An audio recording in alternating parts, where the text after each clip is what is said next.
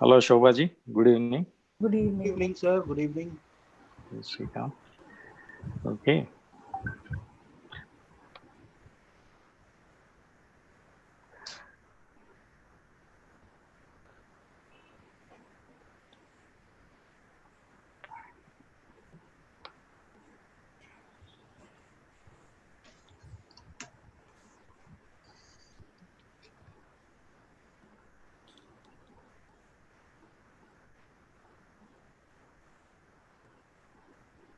Okay, so we are waiting for a few more to join, but I just want to give a quick 1-minute guidelines. So we'll go after the introduction. We'll take a question and we'll try to answer the same question. We'll go around the panel after the introduction of it, and we'll try to limit the time, with under 2 minutes for each participant, just in the wake of the time limit that we have, and we'll probably do 2 to 3 rounds, and after that we'll conclude and close the session. All right. So yeah, so just be aware of the time limit. Sure. And please, also I'm asking, please mute your mics.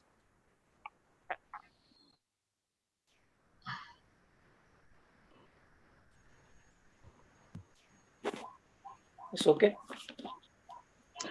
Yeah, when we are speaking, you can unmute. Okay. Otherwise, mute. Let it be on mute condition. Okay. Yeah.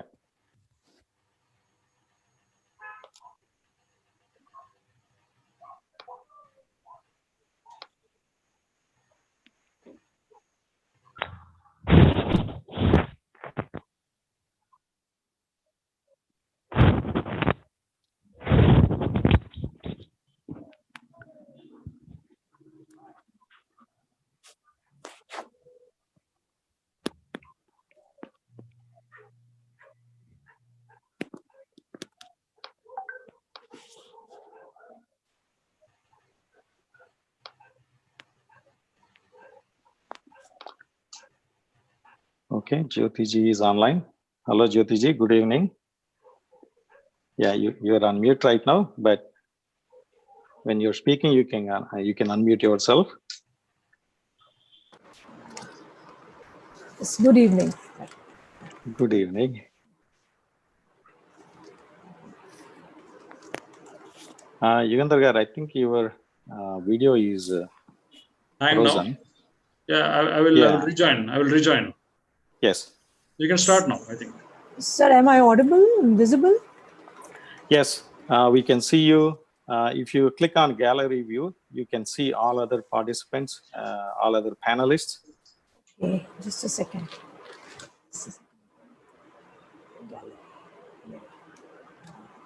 Yeah. Yes. Okay. So yeah, all of you can do the same thing. If you click on the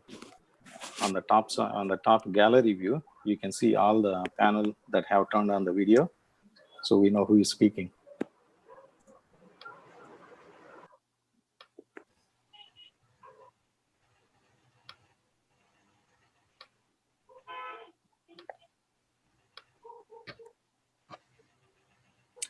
Okay. Yeah, you're back on. We can see your video. Yugandhar.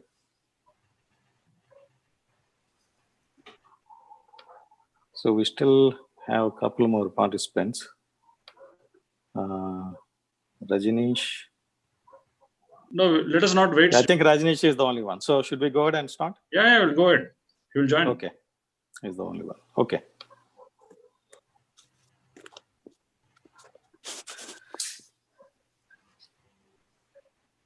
Okay. Thank you, everyone. Okay. Hello. Good morning, good afternoon, good evening, wherever you are. I welcome all of you to the World United channel. So today, we're going to have one of the first digital panel discussion on the World United platform. And the reason that we're all gathered today here is in the wake of the recent Bollywood celebrity Sushant Rajput's demise. We want to bring some light on how to come out of the mental illness. So that is the topic of focus for today's discussion. I'll quickly introduce the panel to everyone, and after that, we'll jump right into the first question around the table. So first here, we do have Dr. Prabhakar Korda Garu, who is the professor and is a past president of Andhra Pradesh, state of Andhra Pradesh branch of Indian Psychiatric Society. Welcome. And we have Kwanto Shivoji. He's a spiritual guide and a well-known astrologer. Next on the panel, we have Jyoti Taneja, who is a professor and also a socio-spiritual activist. She's an educationist from Indore joining us here today. And we have Dr. Yugandhar Garu, by profession a general surgeon, but also a spiritual guide. Welcome. Next, we have Dr. Sirish Kumar Bosle, a spiritual scientist. He's a retired scientist, but he joined us to share his views from his point of view. And we also have Shobha Bantula, who is a clinical psychologist. Thank you for joining.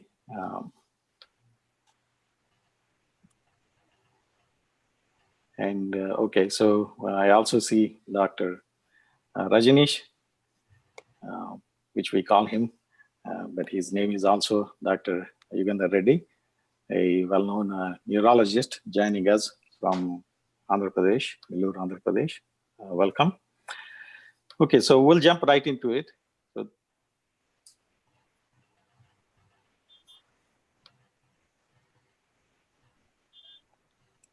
So would like to hear from each one of you. Please share your views on the mental illness in the wake of recent celebrity demise of Sushant Rajput. So we'll go one by one. So first, Dr. Prabhakar Korada, can you please share your views to our audience? Regarding the film star's recent unfortunate suicide, I have to take a different stand from the routine that I feel, and it is scientifically proven, that it is not just the victim of suicide who is responsible for a suicide, nor just the family members who are responsible for the suicides, but many times it is the society which contributes and encourages and abets the suicide act. Here, in particular, I would like to focus on the role of the mass media, who, by glorifying the suicides, increase the number of suicides in the society. This is called copycat suicides. For example, if a celebrity dies, like Marilyn Monroe in 1962, she took overdose of sleeping pills and committed suicide. The American media gave a lot of hype to this, and they repeatedly started focusing on her suicide and the way she committed suicide, etc. As a result, there was a 12% rise in the suicide rate in America. Alex Masoudi from Queen Mary University, England, tried to correlate between the mass media reports and the rise in the suicidal rates of 12% in the case of Marilyn Monroe's death. And he found that there is a positive link. It is very unfortunate that many times when a celebrity commits suicide, the mass media goes out of the way, including the politicians go out of the way in glorifying the suicide, almost like encouraging the vulnerable population to do the same. In fact, I would like to bring to your notice about one book, The Sorrows of Young Werther, written by Johann Wolfgang von Goethe, a famous German politician, statesman, writer, scientist, all in one. He had written this book, Sorrows of Young Werther. Von Goethe was in love with a girl at the age of 20, in his early 20s, and unfortunately, it was a triangular situation where the girl could not respond to him.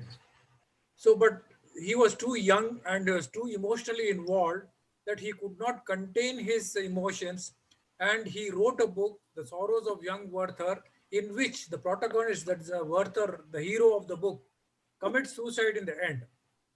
The explanation was so graphic that many times many youngsters dressed like young Werther, and they kept the page open where the suicide was described, and they committed suicide, shot themselves just like young Werther had done.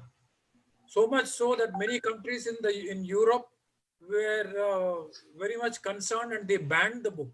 This is called copycat suicides, and the way mass media is reporting copycat suicide without following the guidelines of Austria Media guidelines or WHO guidelines on suicide reporting, I'm sorry, there'll be a lot of innocent deaths in future.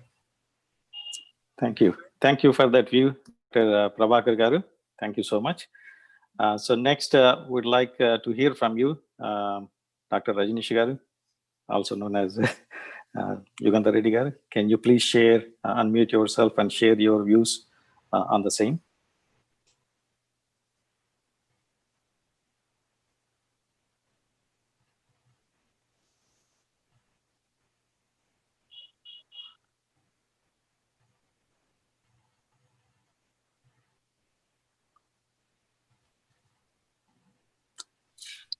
Yeah, Rajneesh Garu, you can start talking now. Please share us your views on the mental illness. Yeah. Good evening, everyone. Welcome to the World United first live.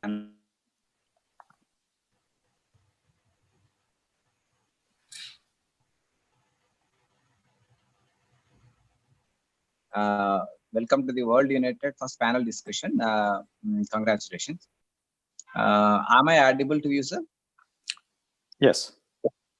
Go ahead. Yeah. Okay. So actually, this discussion first time actually from mental illness and psychological issues we are going through, except from many spiritual, in-depth spiritual videos and in-depth spiritual analysis and debates. And this is actually need of the hour. This is a very timely picked up topic. I must appreciate Dr. Yugandhar sir for this topic. I'm a practicing neurologist in southern part of Andhra Pradesh. Though psychiatrists mainly encounter these suicidal ideas, patients with suicidal ideas, I too have a mixed of patients with chronic pain, chronic migraines, anxiety disorders. I too have some mixed up cases with neurological problems. Especially chronic migraine patients have associated depression and anxiety disorders. So these patients usually, when I inquire, specifically put a question that do we have a suicidal idea, majority of patients come up with about their suicidal thoughts. Some people have even tried suicide, seriously tried suicide, and they were again probably seriously planning to commit suicide. It's a very hidden. It's like a common when I come to see many patients. I found this is a very common thing. Not it is more than what we imagine. Many people they suffer with suicidal ideas. But they don't express unless you poke them with repeated questioning. Because of shame, they usually they submerge and they don't expose those thoughts. But when I encourage them to open up, then gradually they will tell they actually have these suicidal thoughts repeatedly. So coming to general idea about who commits suicide, there is actually there is no particular pattern. It won't pertain to certain age group, certain social group. Uh, Particularly, it won't specifically pertain to one age group or one segment of people. It is all pervading. It is socially, it won't discriminate anyone. Even a big millionaire can commit a suicide. A poor farmer can commit a suicide. There is no particular social pattern. As uh, many think that Yugandhar sir yesterday was pointing out quite clearly, the suicide has a childhood roots. Um, their childhood trauma, childhood patterns, they emerge when they are in low energy levels, when they are very much challenged, very much cornered in their life. Those traumatic thought patterns will emerge, and they be provoked to commit this suicide. So these are my views. Thank you. Thank you, Rajnishwari. Thanks for sharing. Next, would like to hear from you, Quanto Shivaji. Can you please share your views? You can unmute yourself.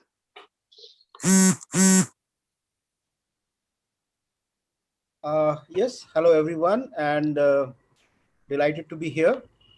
And I would like to present a spiritual perspective to suicide. I would say there are three kind of people who commit suicide. One are obviously the people who are facing extreme hardships of life, like we keep hearing of farmer suicide.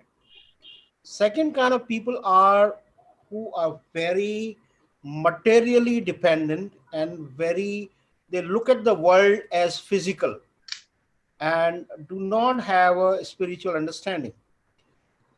So they define themselves as what is my success?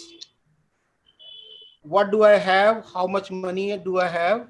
So when you start to define yourself through what you have and through how people deal with you, the moment there is a small fall into that fortune, you would not be able to cope up with that. And that is what happens with a lot of celebrities. We have seen a lot of celebrities committing suicide.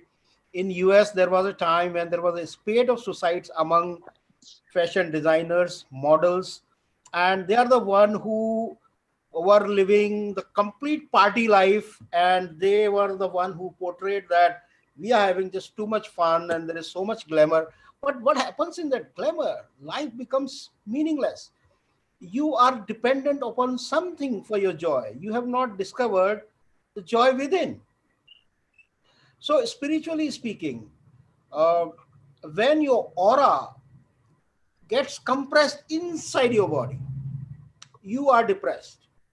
When your aura should ideally be flowing all around your body, and when you have aura around your body, you will feel ecstatic and joyful. And it does not depend on what you have or what you don't have. You just are staying in your aura and you are blissful. And in that state, if there is any up and down, you can take it. But when our identification is totally with material, any failure will trouble us, and we will feel as if life has lost all the meaning. Uh, I would say in current times, for past after 1997, because of certain astronomical reasons, the pace of life has changed so much that our sense of control over life has gone. So the people who for whom it is very important to have life under their control, they are in very deep trouble right now. So we need to learn to flow with life. Though the people who live in the surrender, in the they are the one who can really live with chaos.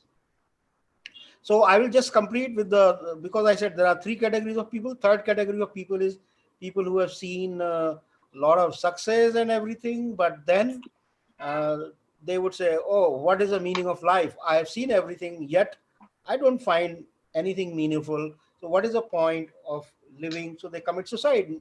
Like the great philosopher Nietzsche used to say, that once you have lived through what all life has to offer, there is nothing else you can do except suicide. So these are three kind of people, and the basic thing is depression is your aura shrinking inside your body. Thank you very much. Thank you. Thank you, Shivaji, for that insight. So next, would like to hear from Jyoti Tanejaji. Can you please unmute so we can hear you? Thank you.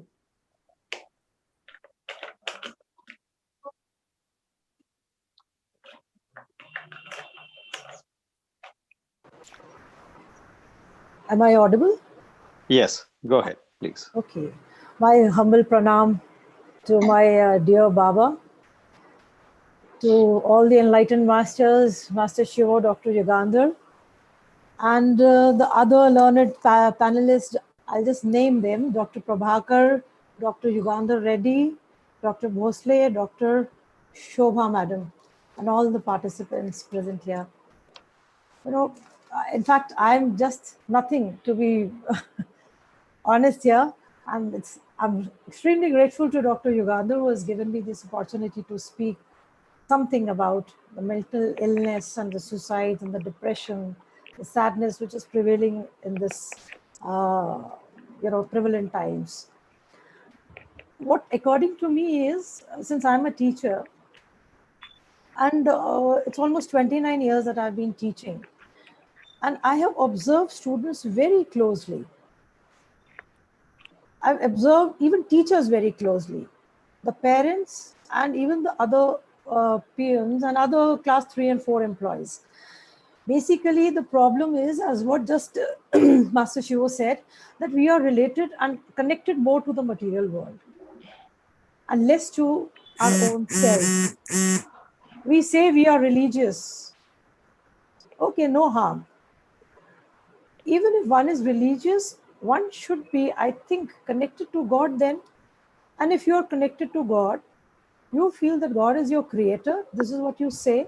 If God is your creator, then whatever is happening in your life, the creator knows better, I think. That would be faith. If you have faith in some God. If you are, let us say, spirituality has got nothing to do with the religion here at all. Spirituality is simply connecting, this is what my view is, simply connecting to something which is bigger than yourself, something which is larger than yourself, and something which will result in some positive emotions like love, kindness, acceptance, gratitude. We hear of so many things. If you are connected to all these emotions, then I think your state of mind should be positive. It should have a broader outlook. And if one has a broader outlook, if one has all these positive emotions, how can one think of committing suicide? I think nobody would ever try to go into depression. Why all these talks today that we are having? Why in this lockdown period so many people were, depressed, sad, bored? This is what they said. I'll just tell you, I had a talk with one of my friends. She's staying in Goa during this lockdown period. And it's just like, we asked, how are you? So I asked her, what did she say? She's a spinster. She said, I'm enjoying partial vipassana. That is the attitude.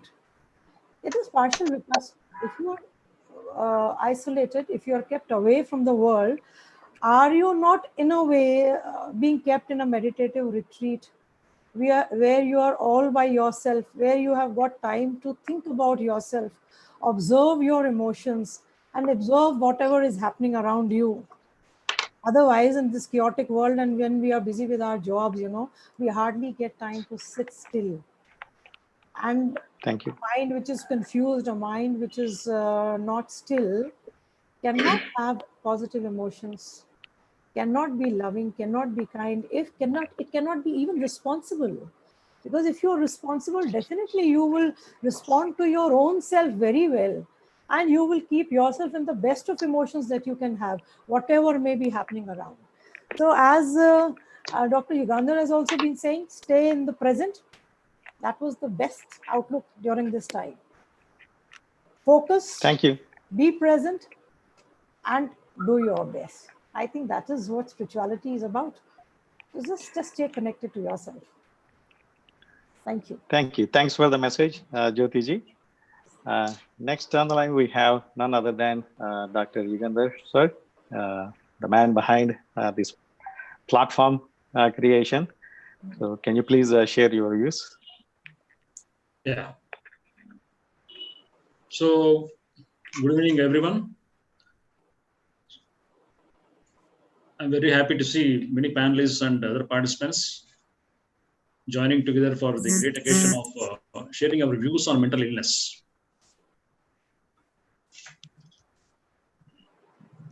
There are so many people in the world who enjoyed a lot of reputation, lot of glamour,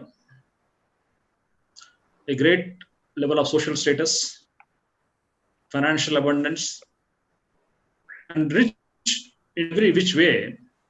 But what I feel personally, the main cause of any mental illness is to understand the concept of being happy for a reason. As long as you are happy for a reason, you will definitely be unhappy one day. If you can cultivate the habit of being happy without any reason whatsoever, then you will be eternally happy. And you cannot understand the meaning of mental illness. You can never understand. As adults, we need to teach the same to all the children as early as possible. Why I'm saying all these things is, if you take the list of suicides, which is a global 1 in 10,000 people dying of suicide, the person who invented FM radio, Edwin Armstrong, he committed suicide. Dale Carnegie, who was very, very influential personal development motivational speaker, committed suicide. Ernest Hemingway, a very, very reputed author, a Nobel laureate in literature, he committed suicide. Marilyn Monroe, early 30s, committed suicide. Adolf Hitler, the man behind Second World War, who has shaken the world, he committed suicide. Sigmund Freud, who is almost called as the father of modern psychology, he committed suicide. A Jew, just because he is unable to bear cancer pain, committed suicide. And there are notorious murderers. Robert Aldrin, who was a murderer, he committed suicide with 50 stab injuries out of guilt. So people who are very famous, very reputed, having everything, they're still committing suicide because of maintaining status quo. A celebrity wants to maintain a status quo. He identifies himself with the reputation that is given by others. Happiness, the reason is his fanfare. And the fanfare is lost, he is lost. So as long as you are happy for a reason, you can never be happy. So we should cultivate the habit of to be happy without any reason whatsoever. Thank you very much.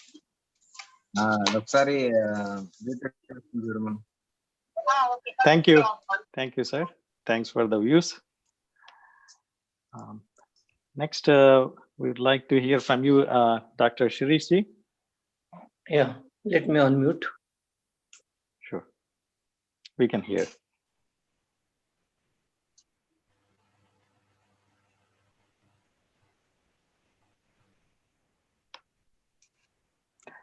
You are muted now, sir.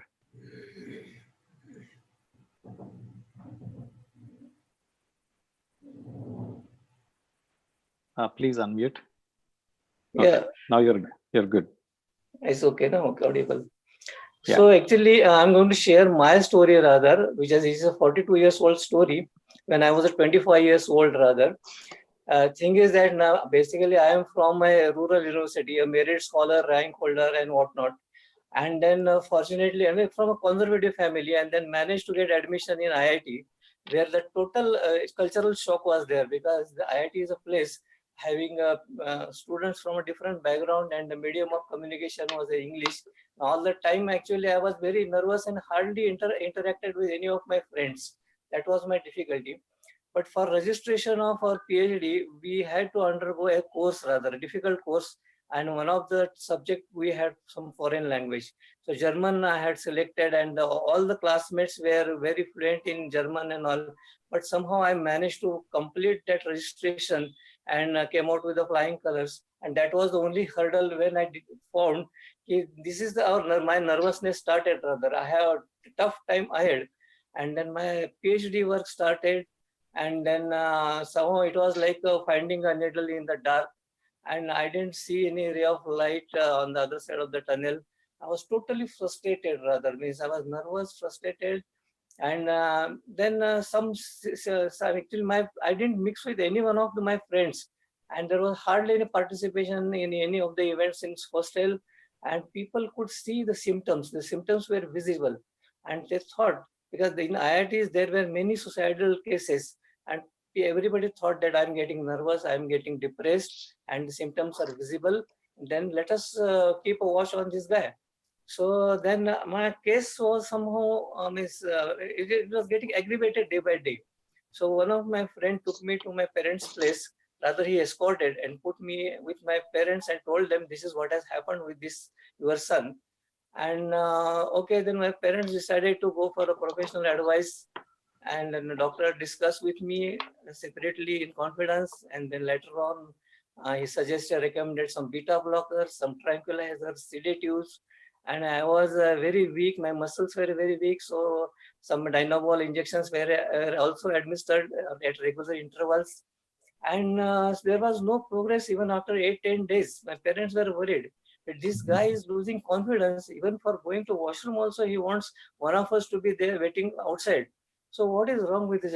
Actually, this is, my son is good for nothing. That's what my father used to say. So he was a bit worried because then, fortunately, it so happened my parents left village and came to city, and along with the two grandchildren, rather my nephew and niece. My doctor brother continued his work in a village itself, and then I had two wonderful kids around.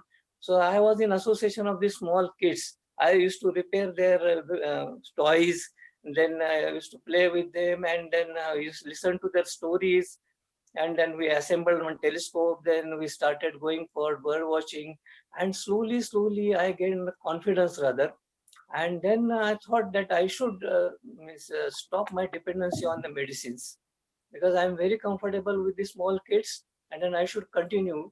And this is the medicine I have found. I told my doctor, now I have decided to stop and dip my dependency on medicine. I said, okay, if you're comfortable, go with it. And it took 6 months for me to regain confidence.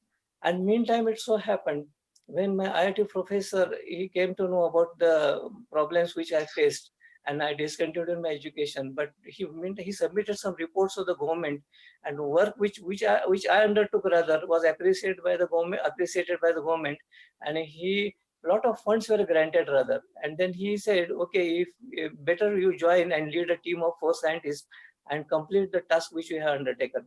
So I did so. I went back and completed my PhD work as well, but I started working on my mental health. Regularly, I used to visit Chinmay Ashram for meditation. Then I continued my bird watching hobby also. I joined Bombay Naturalistic Society. I followed Salim Ali, his followers of me, Dr. Grab and all. Then stargazing was another hobby I picked up rather. So fortunately, I had interaction with Dr. Narvikar. And then I took a lot of interest in whatever is under the sun. I read J. Krishnamurti's book, and of course, I stopped reading Dale Carnegie's book for obvious reason, which Dr. Yugandhar also mentioned. When I came to know that he committed suicide, then I stopped reading all this. But J. Krishnamurti's books I followed, his teachings I liked. And these difficult situations which I faced initially during my studies and all. But actually, when I started working on myself, I used to practice this recitation of Ram Raksha, then some in Marathi, this Manache Shlok we call it Ramadas Swami, rather, spiritual master of Shivaji Maharaj. He wrote some shlokas for mind training, and also regularly I used to read a lot about that. And somehow I gained confidence, but still I'm continuing this working on myself rather. And there is no second bout of any depression rather. So that's what I wanted to say. So with the association with Dr. Yugandhar, I think I will continue to remain confident forever. Thank you, Riji. Yeah, thank you. Okay. Next on the line we have Shobha Bantula. Good Ma'am, evening, can you everyone. please share your? Yeah. Thank you. Good evening, everybody. Thanks for giving me this opportunity to express my thoughts on the current crisis like this. Okay. I'm a mental health professional. I'm a clinical psychologist who see people who are in anxiety or depression on a daily basis. Let me give you my view, okay? You have given me your view of how people can come out of depression, how they can, and what makes for it. From my clinical experience, I can say that there are three ways of looking at this problem. For example, there is something called as sad persons. This is an acronym you can figure out like later. Sad persons means S is sex. If it's a male, then the chances of him suiciding and successfully executing the suicide is more. Okay? If it's a female, the attempts are more, but the successful execution is very less. Okay, that's one part. Next is age. Age is less than 19 or more than 45. Okay, this is also one part. These are all the components which come into what makes a person more prone to suicide than others. There's a clear evidence as to what kind of people, and there's a scale developed also.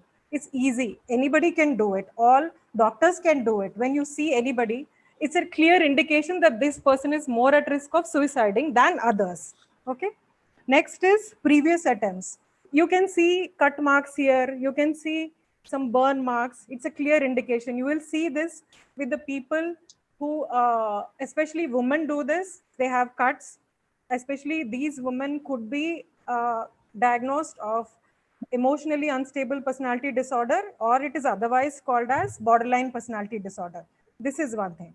And there's another way of looking at suicide, which is bipolar depression also. When there's a bipolar, person is diagnosed of bipolar, and sometimes the onset is in late 20s or even early 30s also. In that case, depression comes like within a day. The highs and lows are, you can see within hours there can be a change.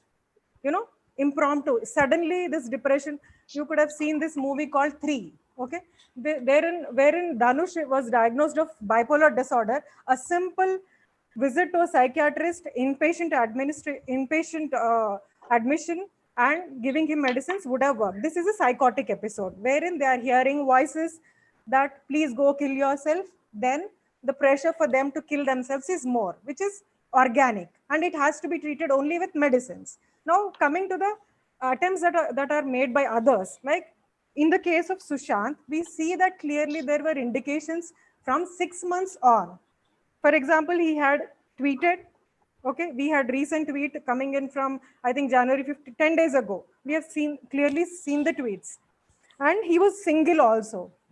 And next is, he has lost his rational thinking. If you see, there were reports coming out from people. Even Mukesh Bhatt has commented that he was not all right. He was going in Parveen Babi's way. I'm sure he has seen clearly what Parveen Babi, she also went through psychotic episodes and eventually later suicide.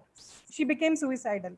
And next is, if somebody is single, divorced or widowed, there are higher chances. In this case, this person was clearly single and he was trying to get married, but that's not, usually that age group look forward to getting married, right? And there was no social support. Clearly, there were no offers in his hand, but that doesn't mean that everybody will go on suicide. It's clearly a personality thing wherein they cannot take the defeat in. Now, coming to the other factors, I see clearly the family factors. Looks like the family has played a very higher importance of achievement and all that, given the fact that you see that there is a history of he achieving rank 7 in his All India engineering entrance, right? So that is one thing. And even as a person himself also, you could see that, whenever things were not going in his way, he would clearly get easily upset. So this was a clear indication for everybody in the industry. I think this is one systemic failure in terms, a big industry like a Bollywood industry cannot have a mental health cell for them, is my question. Number one. Number two, at a family level, his sister also was clearly aware of what kind of a distress he was going through. At a personal level anyway, he was coming short of coping mechanisms as to how to deal with ongoing crisis that he was going through in the industry. Next, social level. I think the fact that we were having lockdown also precipitated, as in he did not have opportunities to go out. And according to me, I think he was even having his own, he was being treated.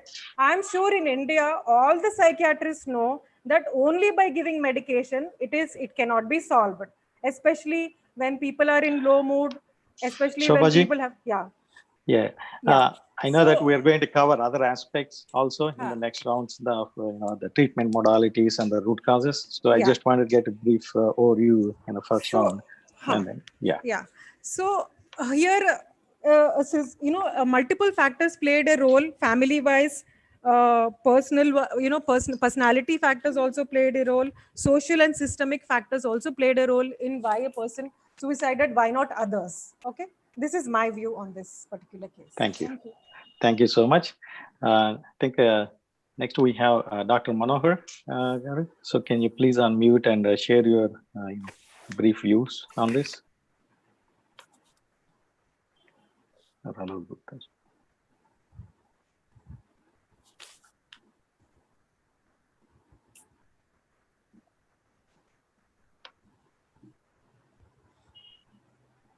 So you're muted. Can you please unmute?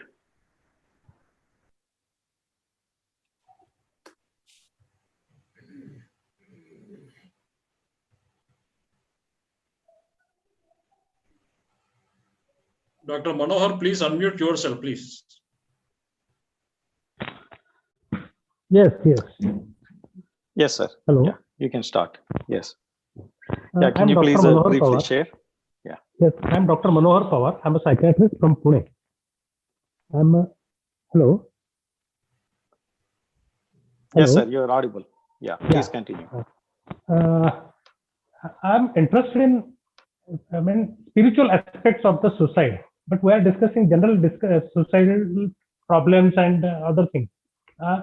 What remedial suggestions you can give in this spiritual way so that people will be refrain from this type of thing?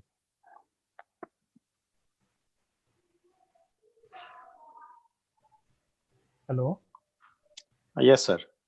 Discussion should be regarding spiritual ways, how we can cope up with the thing. Okay. So yes, so we will cover on that specific view in the next rounds on how do what are the methods and modalities to address this situation of mental illness. Yes. So before we go there, so just would like to go round the table again. So we heard from everyone so far on their high-level overviews like copycat suicides, shameful feelings. How do we recognize these, etc. So what are the main root causes for these conditions to develop the mental illness, particularly suicide? If you could share under a minute in the wake of time limits we have, each one of you, that would be great. And after that, we'll talk about what are the methods to address this illness. Okay, so we'll start again with Dr. Prabhakar. Yes. So what do you think are the main reasons for this mental illness, sir? So can you please share the top reasons that you think briefly? I would like to stick to my earlier stand of societal influence on suicide rate. The societal circumstances, how they influence the suicidal rate. So for this, I have given you the example of copycat suicides and how that book, Sorrows of Young Werther, was banned by many European countries. And to give you one example also, in 2008, in the small town of Bridgend in Britain, suddenly young boys and girls, many of them started committing suicide for no reason. They are all healthy children. Later on, when they investigated, they found that one of them died and somebody else has set up a memorial on the website, and people started writing stories and poems and glorifying the dead person. And this has influenced the innocent youngsters. So that's why my point here is the remedies. You are asking about remedies. So apart from what you are talking about medicines, I would like to still stick to the societal aspect, that our mass media should follow the guidelines laid down by the Austria media guidelines in reporting suicides. We have similar World Health Organization guidelines too on suicides and Indian guidelines too. Mass media should strictly follow and make sure that they should not glorify suicides. Glorification of suicides encourages vulnerable youngsters to copy the same, and it ends up in copycat suicides. Thank you. So I Thank you, think sir. I stand very clearly, and organizations like the World United should sensitize the journalists in while reporting suicides. For example, they put up the big photographs in the front page reserved for world leaders, and then they romanticize the death, saying that oh, she has finally gone to her heaven to meet her boyfriend or whatever, and sometimes blaming the people, simplifying the causes of the suicide, like died because of mother-in-law's harassment. How do you know that the mother-in-law's harassment killed her? It is quite possible that the victim might have harassed the mother-in-law also. We have to be open from both sides, and the cause of suicide may be severe depression. So there are many things. Austria media guidelines and World Health Organization guidelines are there. World United can have a separate session to sensitize the journalists. I think this will go a long way, because copycat suicides are increasing because of the mass media. Thank you. Thank you.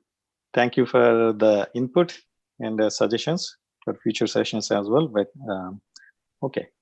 So next, the way we are going, so I think we can address the 2 points of view in this round: the root causes, and also what do you think is the remedy? How do we address this situation? So next, I would like to hear from you, Shivaji.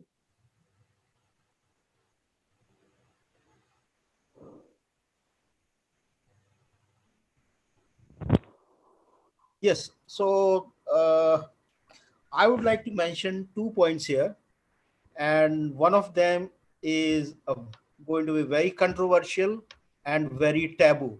But I think we need to be very courageous and daring to face certain truths which we have always been sweeping under the carpet. Let me just share the first view, which is not controversial, then I'll come to the second taboo one. So the reason of suicide is we want to keep our life in our control. We have a fixed outcome, and when that fixed outcome does not happen, we consider that as our failure. And the failure is simply we can't take. We haven't developed the view that every failure is also a divine blessing. God sends us failure so that we can take a jump from there. This understanding is missing. As I said, that depression is what? It is the crunching of your aura or your vibrational field or your magnetic field inside your body. Now, how do you expand your aura beyond your body? So there are three ways for that. One is our aura is crunched because of our own subconscious issues. So when we have issues like fear, like control stored in our subconscious, it is going to crunch our aura. So we need to deal with our subconscious, dissolve it. And there are wonderful ways which has been suggested for so long by great masters. And first master who suggested the great way was Krishna, who explained what is called Sakshi Bhav, observation. And then after that, Buddha suggested uh, Vipassana, to observe your samskaras and dissolve. So these are the ways to dissolve your subconscious. Let me come to the conscious ways of expanding your soul. If you connect with people who are authentic and loving, your own soul will expand because you have the real experience of love.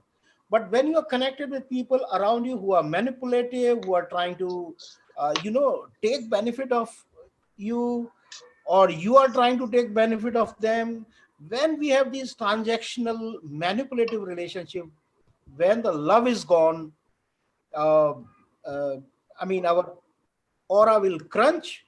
So when you have the experience of love, uh, and so like I think Dr. Bhosle was suggesting through his own experience that when he started to play with kids, depression kind of got sorted out, because kids are very pure. They have not yet developed that manipulation. So your soul will also expand with them. So that is the second way. Now, the third way is connecting to the superconscious. So when we have our own magnetic field and there is a cosmic magnetic field, and there are simple ways to connect with that. Like he suggested stargazing or bird watching, or go to any natural place where you can look at the empty skies. So the more space you connect with, the point is that the whole electromagnetic field of the space, when you are connected with that, so look at the empty sky, enjoy that emptiness, and suddenly you would see that your soul start to expand. So these are the ways to deal uh, with the depression issues.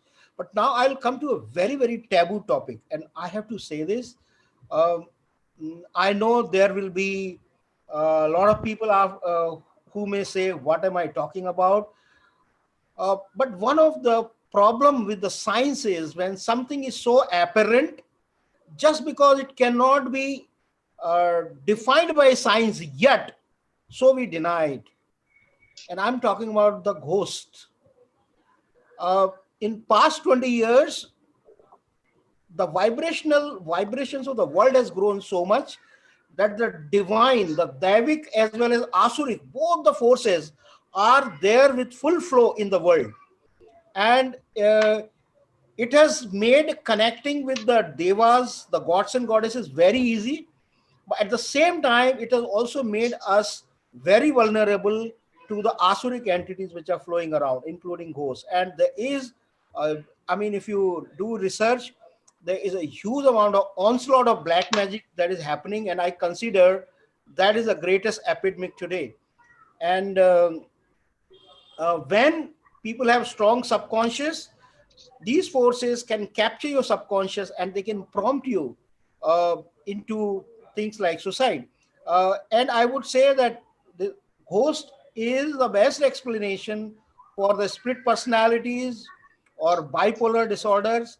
And we have simply been denying, but I'm very happy to see that the quantum science today acknowledges. In fact, there are certain quantum scientists. I am forgetting the name, but uh, he wrote a book, something like Synergetic Universe or something. I'm forgetting the name. There there is a quantum scientist who clearly said that yes, according to the quantum science, ghosts do exist, and there are ways to deal with them, and we need to really take this factor into account also. I know it's a very taboo topic, and I have probably touched the harness. Touched something like, something very, very difficult. But I think I have to say this. Thank you very much. Thank you. Thank you, Shivaji. Uh, so next, we'd like to hear from Dr. Yugandhar Reddy. Um, Sir, can you please share your views in addition to what you shared earlier on what do you think are the root causes and what are the methods to address? Yes, sir. Thank you. Actually, a common man thinks any hurdle, any burden in this life as a curse. Any something good happens, he will think it's a blessing. This thinking usually is a common man's pattern of thinking. But what a warrior thinks is, when he is happy, he should be very careful. He should be more careful than when he is grieved. Because happiness means excitement. Many terms, it is actually it's an excitement. So when you identify with the happiness, is some certain kind of material pleasures, something good happens in your life, then when you are completely addicted to that kind of living, suddenly life is bound to throw you so many troubles at you. So while facing those troubles, definitely you will get depressed. So identifying happiness, excitement, only happiness I want, other than happiness I don't want. This kind of pattern of thinking is a very common, predominant, common way of thinking of many people. But a warrior, instead of looking at happiness and sadness, he always thinks it is a challenge. He always maintains the eagle's eye point at any given situation. For example, any happiness or sadness, the thoughts of sadness or happiness, those are actually, if you imagine, those are like clouds. The warrior always go above the clouds like an eagle. He always watches both happiness and sadness equally. They are playing on the screen of his mind. He is not attached anyway. But you don't bother what type of thought is coming. It's a positive thought or a negative thought. You never get carried away by thoughts. Basically, is identified. I don't want to call this word identified, but to understand this, is always in a state of silence, because he knows his true nature is silence.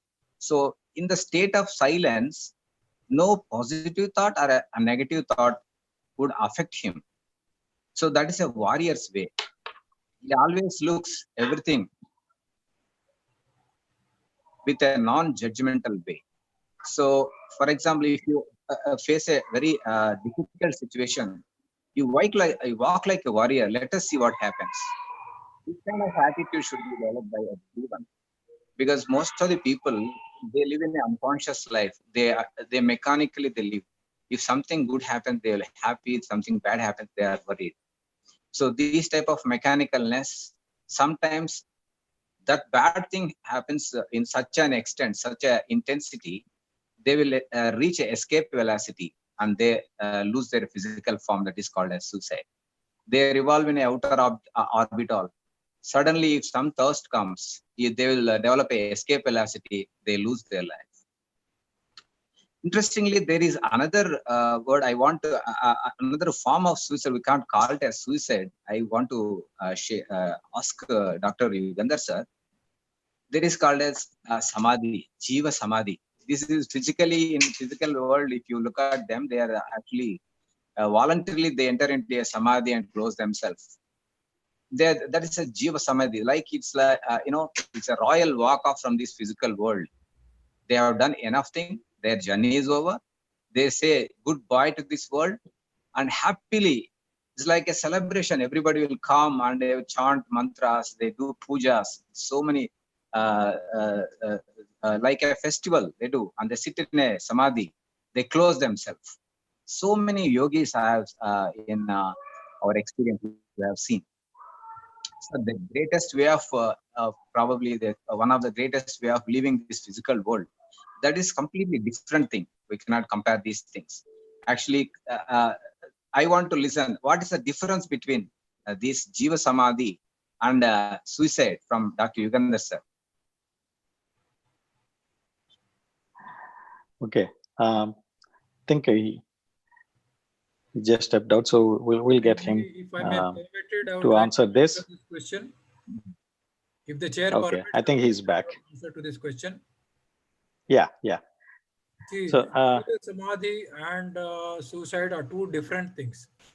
In Jiva Samadhi, the person does not die. He goes into a Samadhi and he may live there for a few years or even a few centuries. For example, Raghavendra Swami, Veera Brahmendra Swami, they have lived for hundreds of years in Jiva Samadhi. Jiva Samadhi is not suicide. At a time, appointed time, when their work is over, the soul leaves the body. Whereas suicide is pathological. Suicide is giving up. Forceful death it is. Jiva Samadhi is not forceful death. It's a voluntary, it is not death. They transform, they put themselves in a state of, broadly speaking, we can call it suspended animation, but that is not the right word. So it is not a pathological thing. It's a highly spiritual condition. So we cannot equate or compare suicide to Jiva Samadhi.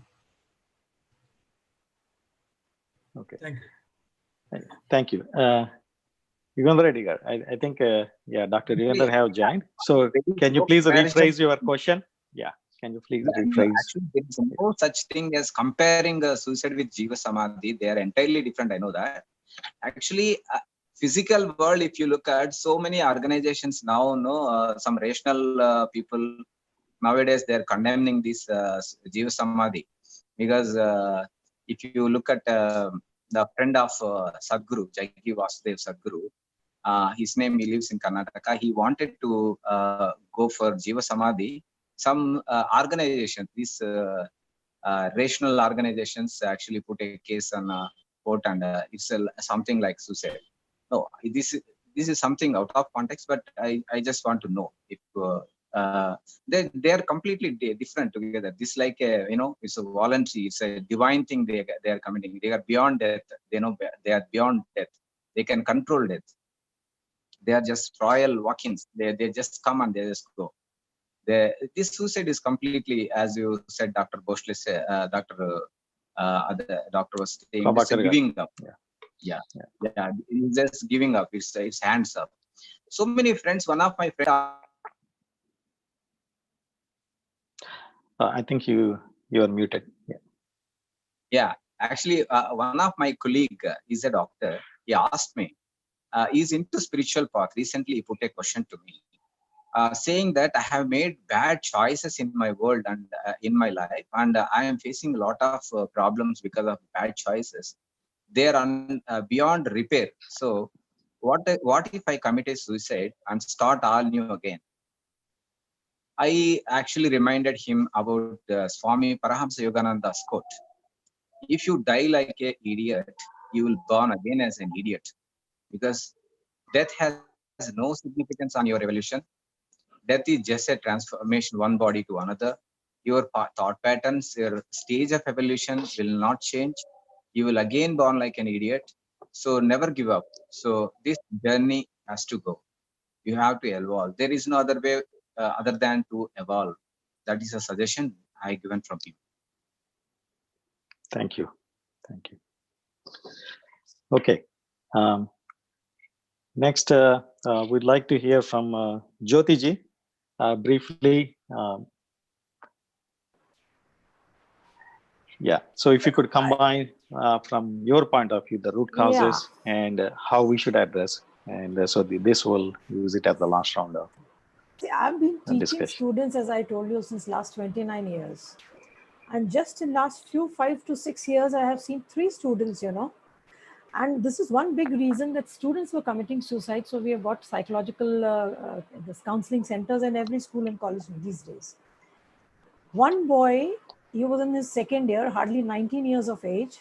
And I was teaching him, and I used to find that the boy was, always looking out of the class. He was not in the class. I would ask him something, he was lost. He didn't know. But somehow very slowly he came up with his problem. He came out of the class. He said, "Ma'am, आप किसी को बोलेंगे तो नहीं?" I said, "No, I'll not share it with anyone." What happened? Because I could make out there is something wrong with this boy. You are saying what are the reasons? The one reason was this boy belonged to Delhi. He was studying in Indore. And I asked him, why have you left Delhi and you've come here? Your parents are there, very rich class, affluent family background. The problem was that his parents were continuously fighting and he was not ready to stay with them. You can understand the psyche of that boy, He was in a way running away from his parents. And this young boy at the age of 19 had diabetes and had high blood pressure. This was one case. The second was a girl. I would not call her a girl because she was 32 and she was doing her PG, post graduation.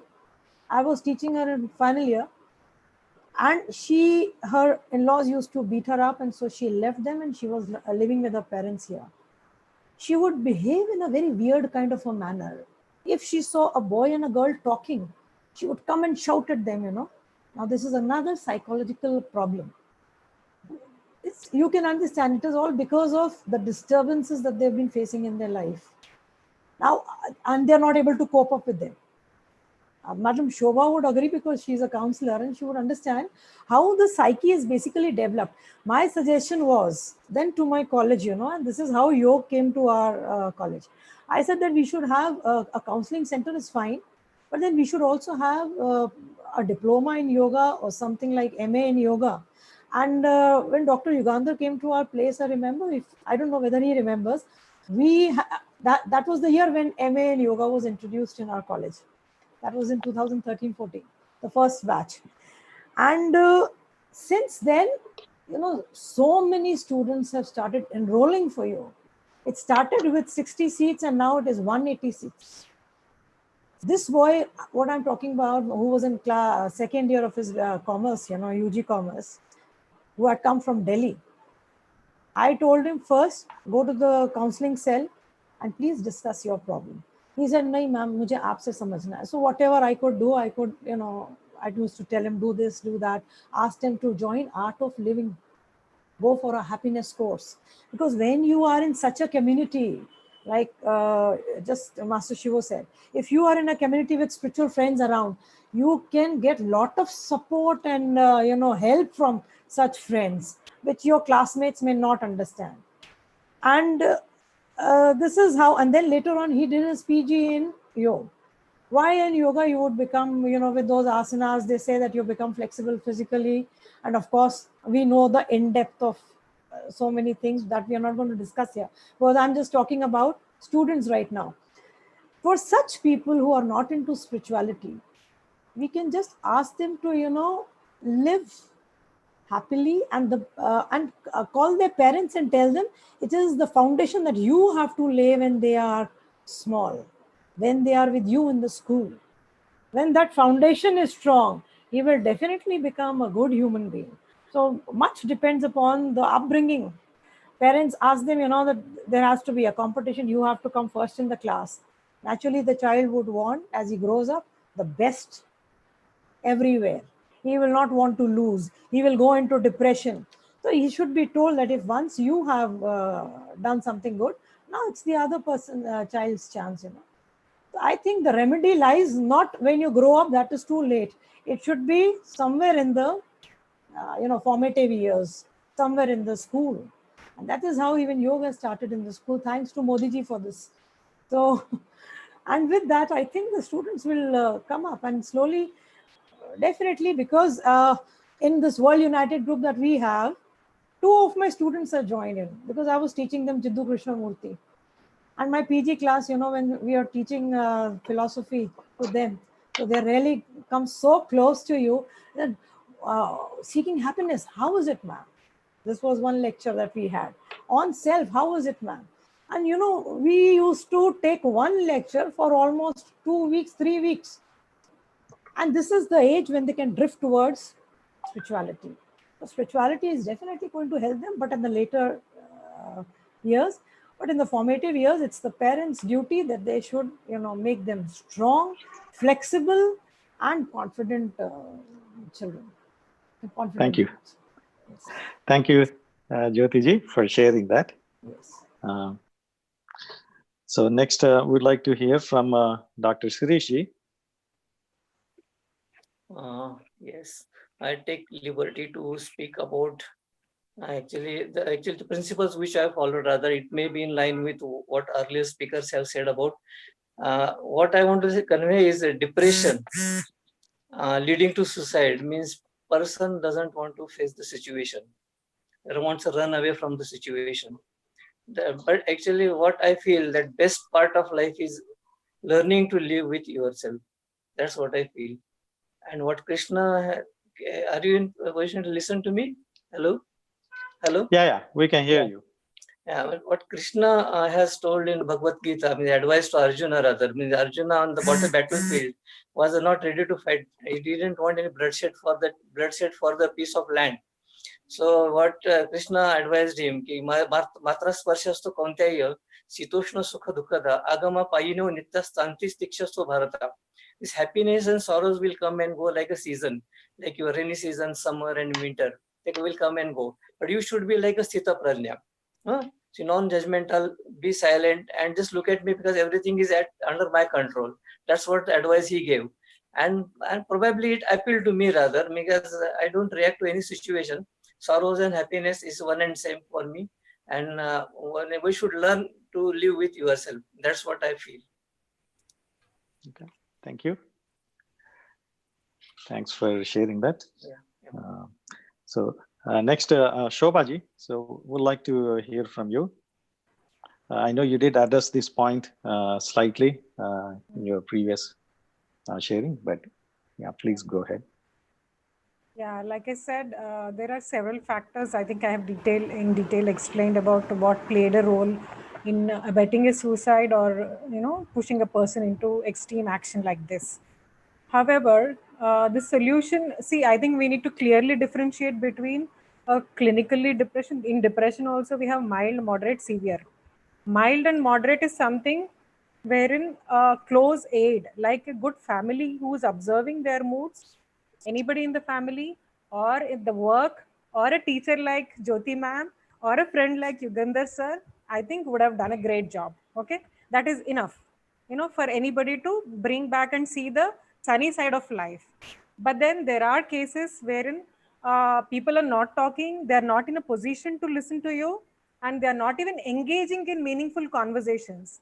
Now we see that in a situation like lockdown, even we are not in a position, although we are friends or a family members, we don't know what exactly is happening. But the hints are definitely the messages, the phone calls, the moods, the way of communicating. I think people should be aware at the slightest hint that you are getting. I think you should urge people who are close to them that they should be taken care of or put into people. Like how Bosle sir's case happened. I think you were in IIT and then you were put into your family. That is when you again started flourishing and started seeing the sunny side, right? So the same way, the family plays a very bigger role, friends play a bigger role, teachers, mentors. I think you're all doing a great job. But when it comes to that line, if somebody is just below the baseline, yes, we can help them. But they are way below the baseline. I think you should seek that mental help for mental health, and we should not have a stigma around seeking help for mental health issues. Is what my opinion is. Thank you. Wonderful, wonderful. So basically, based on the severity of it, try to get yourself around where you have the support system that best suits your level. Okay. We are all, we all fall into just below. When we are also upset with few things and things not going in our way, that is just below. In that moment, a good talk or a friend talking to us will help us. But some people are way below it where you cannot reason. No amount of Gyan session will not help. For them, you will have to take them clearly. I would like to make a point on meditation. May I? Sure. Yeah, sure, sir.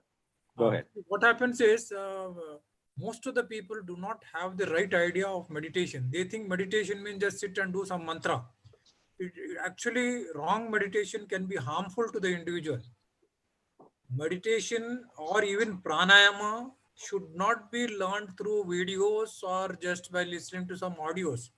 There are specific techniques and these have to be taught by a qualified master, which we call guru.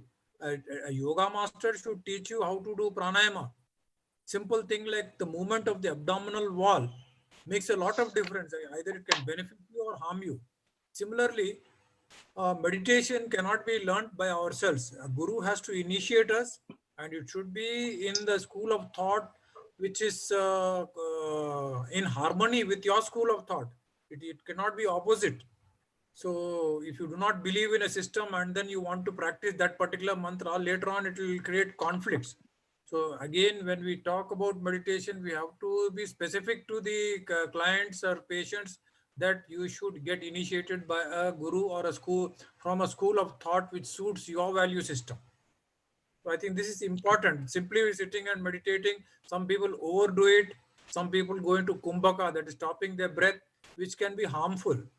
Nothing. Meditation is very specific and it is very simple, but it has to be taught by learned from a guru. Thank you. Thank you. Thank you for sharing that, sir.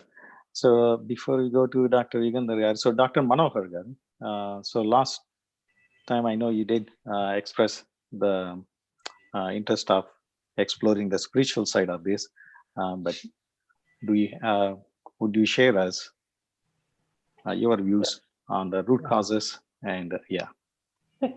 Regarding suicide, everybody knows what is happening, and I was interested only in spiritual aspects. What can be done through spirituality? How we can change the mood of the person? How we can help that person in that spiritually? I think we will discuss later on regarding this. Okay. Okay. Thank you. Yeah. Okay. So so finally we have Dr. Yugandhar, sir. So if you could share your side as a conclusive way for today's session, your views, and also we have a few questions from Rajneesh earlier on Siddhi aspect as well, Samadhi aspect as well. So if you could share us your views on the root causes and how we should address this, would be thankful. Okay. What I always feel is mental illness can be perceived at any phase of life.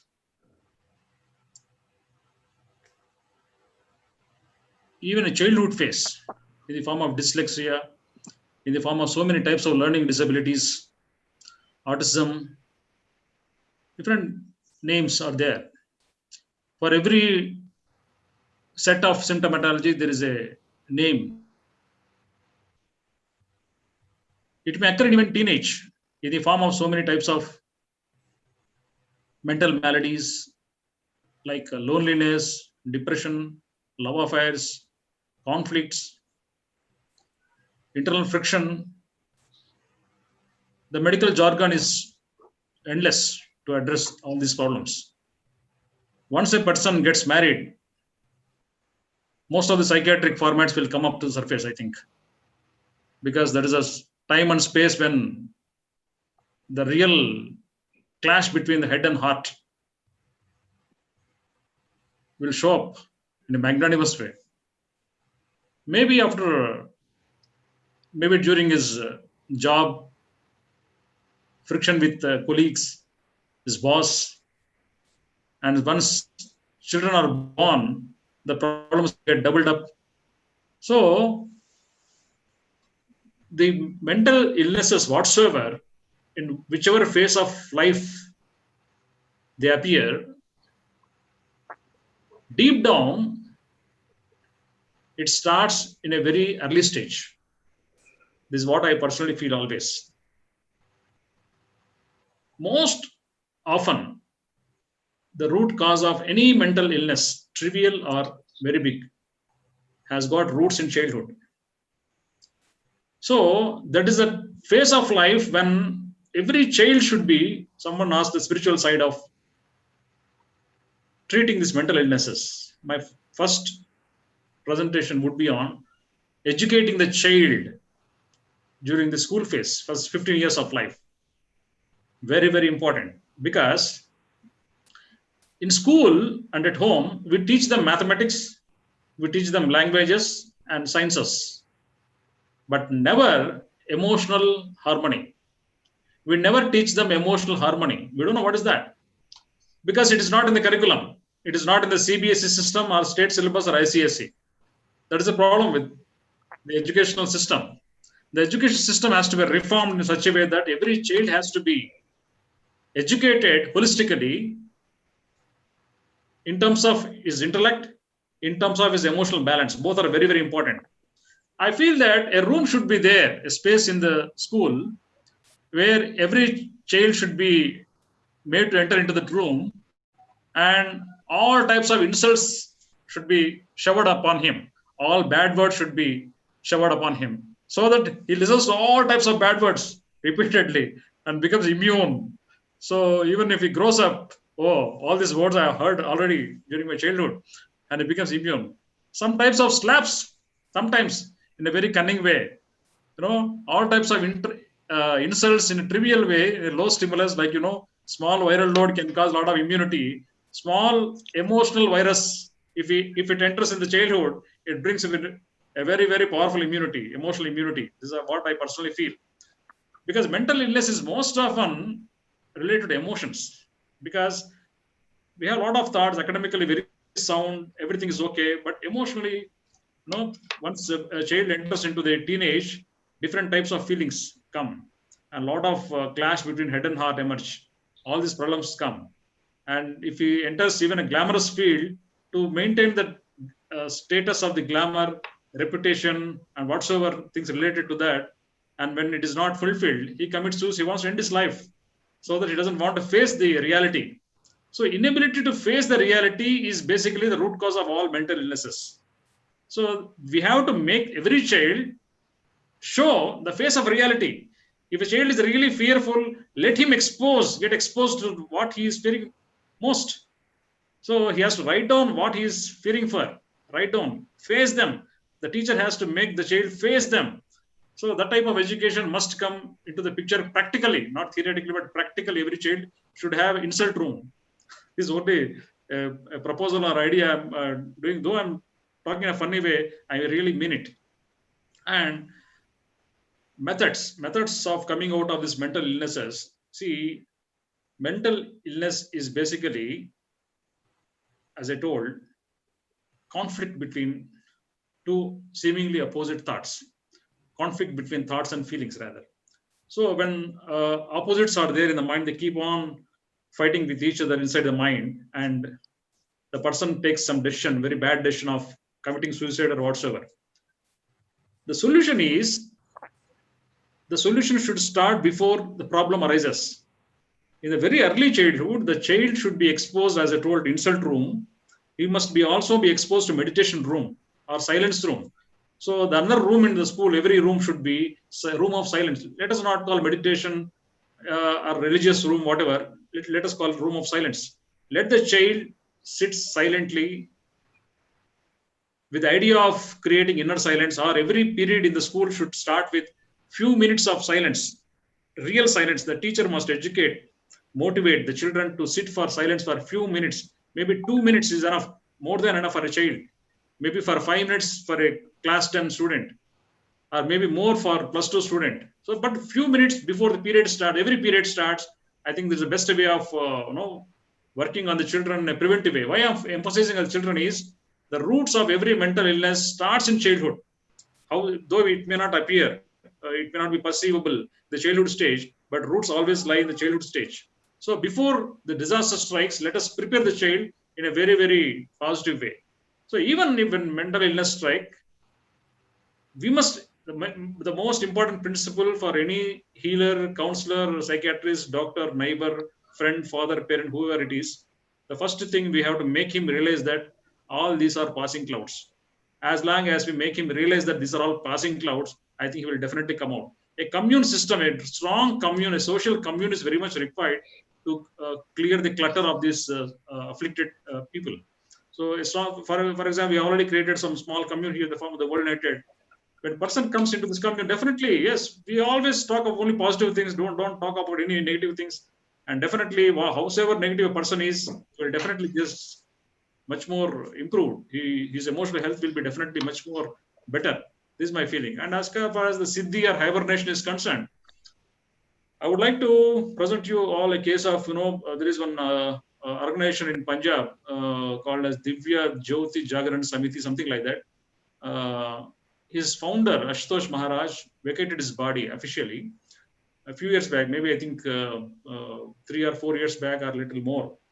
I don't remember exactly. But the disciples of Ashutosh Maharaj ji feel that he's still there, but in the form of samadhi, and didn't allow the High Court or his progeny to cremate the physical body. So the dead body is still there. The question, dead body is still there in the ashram, protected in ice blocks and all. 20 security guards are continuously guarding that room, day in and day out, and everybody is believing that he will come out of that. The High Court has ordered the Department of Forensic Medicine, Punjab, to review the body every 6 months for any signs of decomposition. And till date, even for 3-4 years, the body is not getting decomposed, and still it is maintaining the status quo. So we don't know. There are so many mysteries in the life.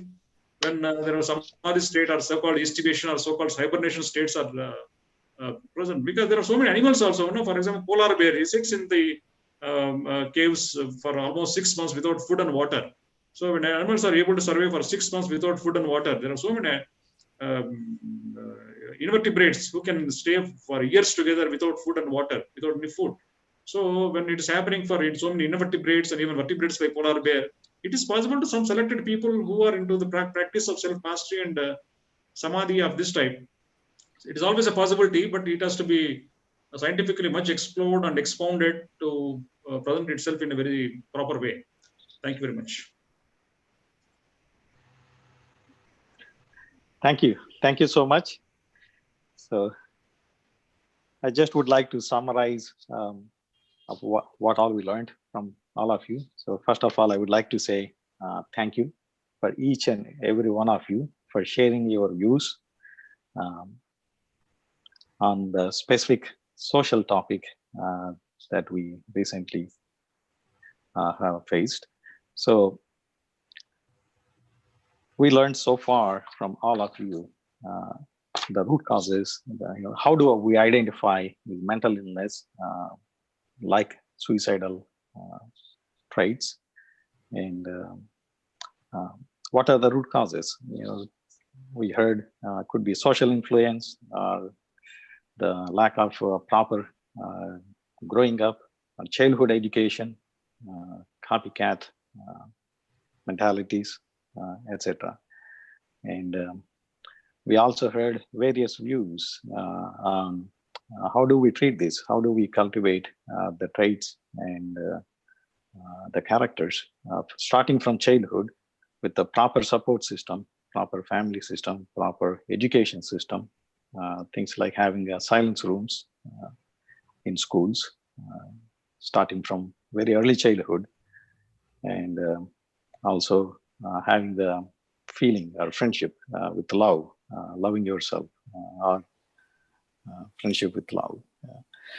So thank you so much for sharing all of this. I myself have learned quite a lot by hearing so many different views based on your personal experiences that come from different walks of life, which is the very reason for creating this, the World United platform, to bring the common consciousness to the next level. I know would like to hear more and more, and hoping to share and hear more and more on this platform for many more sessions to come. Thank you so much. Would like to conclude today's session. So hope to hear from all of you again. Bye. Thank you. Thank you. Thank you very much. Yeah. Thank you. Thank